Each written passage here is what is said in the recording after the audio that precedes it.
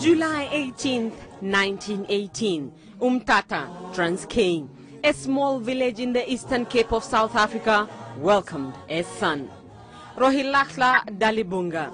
Little did they know that the boy from Transkei would turn out to be one of the iconic figures of the 20th century, Nelson Mandela. He was born into the Madiba tribal clan of the Tembu people to Chief Henry Mgatla Mandela.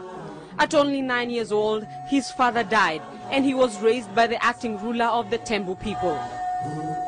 He joined the Hilltown Methodist boarding school before proceeding to the University College of Fort Hare and later enrolled at the University of Witwatersrand, from where he graduated in law in 1942. At 25 years old in 1943, Mandela began what would later define his life. He joined the African National Congress as an activist and co-founded the ANC Youth League in 1944. The same year, he married his first wife, Evelyn Masse. With rampant racial segregation, Mandela emerged as a strong opponent of the apartheid regime. Following the 1952 Defiance campaign, he embarked on a countrywide crusade organizing resistance against discrimination. It landed him in trouble. A ban that confined him to Johannesburg for 6 months was imposed, but that did not deter him. He teamed up with Oliver Tambo and kept the campaign against apartheid alive. The 1955 Congress of the People marked a new beginning for the struggle that saw Mandela charged with treason along with 155 other activists.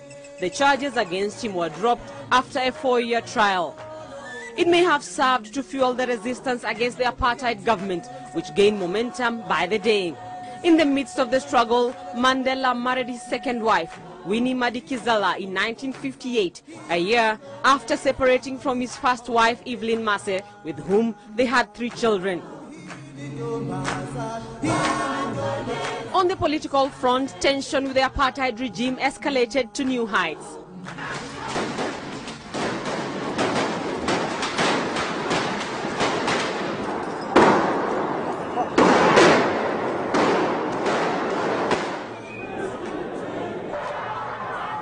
The 1960 killing of 69 blacks in the Sharpeville massacre marked the end of a peaceful resistance.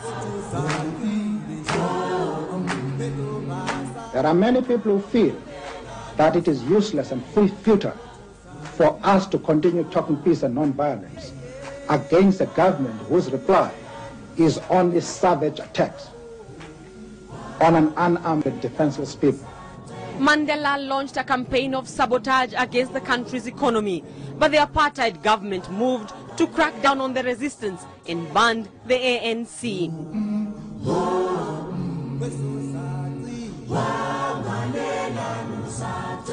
Mandela was briefly detained before he went underground, from where he pushed for the setting up of a military wing within the ANC.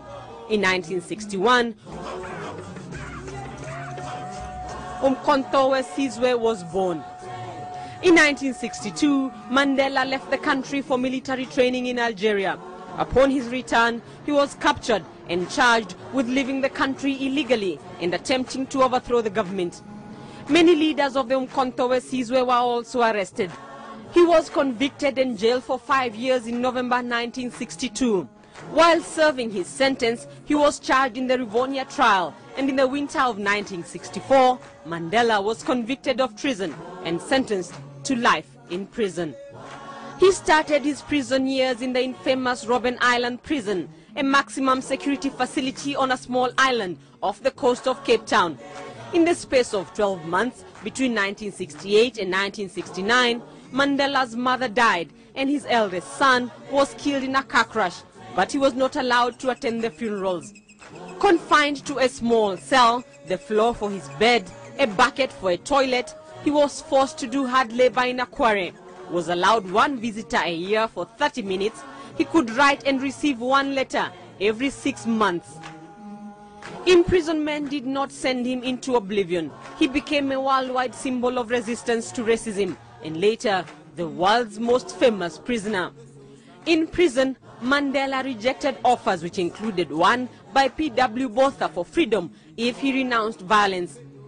He remained in prison on Robben Island for 18 years before being transferred to the Pollsmoor prison in Cape Town in 1982. In December 1988, he was moved to the Victor Verster prison. As Mandela and other ANC leaders languished in prison or lived in exile, South Africa's black township children helped sustain the resistance. On the 2nd of February 1990, South African President F.W. de Klerk finally lifted the ban on the ANC and other anti-apartheid organizations.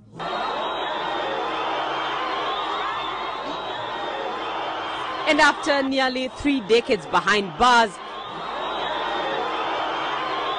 Nelson Mandela walked to freedom from the Victor Verster prison on the 11th of February 1990, sending the country into a frenzy.